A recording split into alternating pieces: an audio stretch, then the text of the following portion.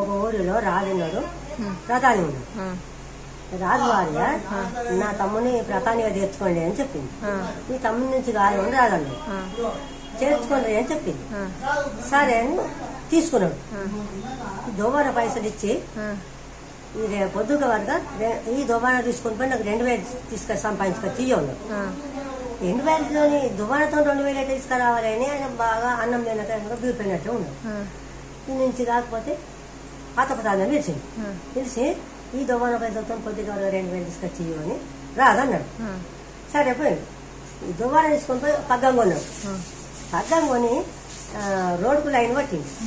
ఇండ్ల మీదకి లైన్ పట్టే వరకు అయ్యా నా ఇల్లు పోతుందయ్యా, నీకు 500 ఇస్తా, దూరంకి వెళ్ళి అయ్యా, ఆ లైన్ కొంటే దియ్యా, ఇంకోటి 500 ఇచ్చిండు, ఇంకోటి 1000 ఇచ్చిండు. ఇవే పొద్దుకి వరకు 2000 జమ చేసిండు.